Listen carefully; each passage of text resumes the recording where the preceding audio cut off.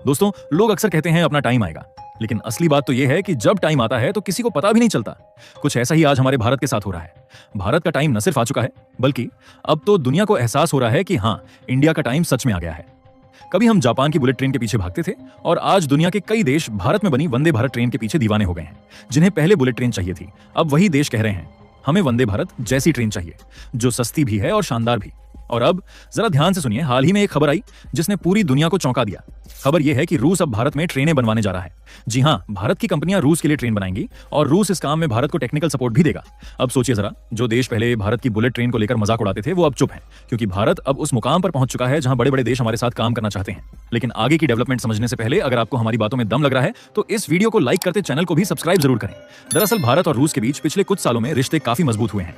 दोनों अब ऐसे साथी बन गए हैं जिन्हें एक दूसरे की जरूरत है, और अब तो दोनों देश एक ऐसी दिशा में कदम रख चुके हैं जिसे आने वाले वक्त में इतिहास के पन्नों में लिखा जाएगा। दरअसल रूस ने तय किया है कि वो ट्रेन मैन्युफैक्चरिंग के लिए भारत की मदद लेगा, क्योंकि भारत ने इस क्षेत्र में जो प्रगति की है वो दुनिया के लिए किसी चमत्कार से कम नहीं है। पश्चिमी देशों को यह बात बिल्कुल भी रास नहीं आ रही, क्योंकि वो नहीं चाहते कि भारत और रूस के बीच व्यापार बढ़े। अमेरिका तो कई बार भारत की उन कंपनियों पर प्रतिबंध भी लगा चुका है जो रूस के साथ व्यापार कर रही थी। कुछ ही हफ्ते पहले अमेरिका ने भारत की 19 कंपनियों पर सैंक्शन लगा दिया। कहा गया कि ये कंपनियां रूस को टेक्निकल मटेरियल सप्लाई कर रही थीं। इससे भारत की कई कंपनियों को झटका जरूर लगा, लेकिन रूस के साथ भारत की दोस्ती और मजबूत हो गई, क्योंकि अब रूस ने खुद पहल करते हुए कहा है कि वो भारत में ट्रेन बनवाना चाहता है, वो भी लंबे समय की पार्टनरशिप में, बड़े पैमाने पर। और शायद यही बात पश्चिमी देशों को सबसे ज्यादा खल रही है। इसलिए कैसे रूस भारत से ट्रेनें बनवाने की प्लानिंग कर रहा है और कैसे वंदे भारत ने पूरी दुनिया को दीवाना बना दिया है, यही अब दुनिया के लिए सबसे बड़ा सवाल बन गया है। अब जरा सोचिए दोस्तों, रूस कोई छोटा देश नहीं है, वो दुनिया की सबसे बड़ी जमीन वाला देश है, जहां लाखों किलोमीटर तक रेलवे लाइन फैली हुई है।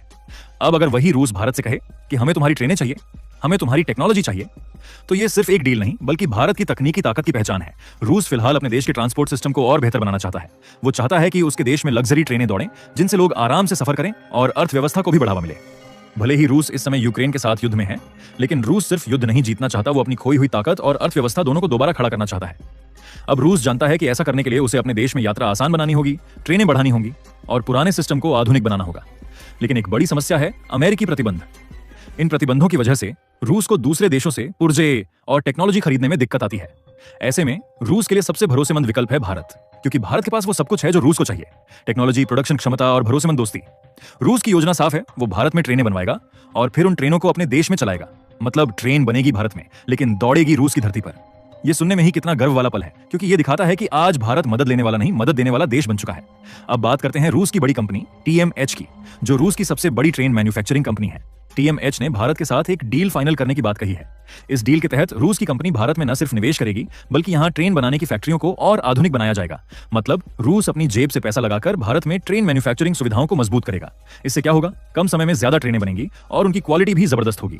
सोचिए, अगर ऐसा हुआ तो भारत न सिर्फ रूस को ट्रेनें देगा, बल्कि दूसरे देशों में भी ट्रेन एक्सपोर्ट कर सकेगा। मतलब भारत ट्रेन मैन्युफैक्चरिंग का ग्लोबल हब बन सकता है, और यह सपना नहीं बल्कि अब हकीकत में बदलने की ओर बढ़ रहा है।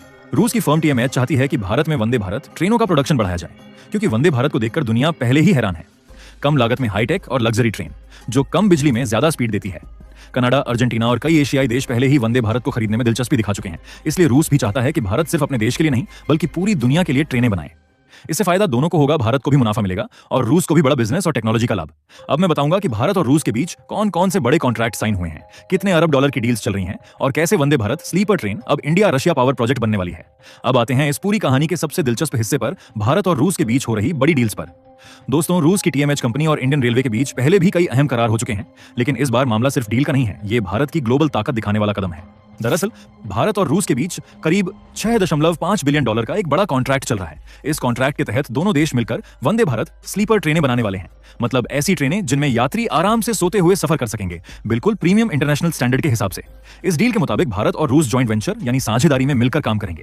कुल 1920 coach Vande Bharat sleeper train के बनाए जाएंगे, जिनमें रूस अपनी आधुनिक तकनीक देगा और भारत देगा अपनी मैन्युफैक्चरिंग ताकत। अब जरा गौर कीजिए, भारत जो कभी विदेशों से टेक्नोलॉजी खरीदता था, आज रूस जैसे टेक्नोलॉजी रिच देश के साथ बराबरी की साझेदारी में ट्रेन बना रहा है। ये बात अपने आप में भारत की औद्योगिक शक्ति का सबूत है। इन ट्रेनों में जो तकनीक इस्तेमाल की जाएगी वो पूरी तरह भविष्य के लिए तैयार होगी। कुछ ट्रेनें भारत के रेलवे नेटवर्क को मजबूत करने में इस्तेमाल होंगी और बाकी ट्रेनें दूसरे देशों को एक्सपोर्ट की जाएंगी। मतलब वंदे भारत स्लीपर ट्रेनें सिर्फ भारत में नहीं, बल्कि आने वाले समय में दुनिया के कई देशों की पटरियों पर दौड़ेंगी।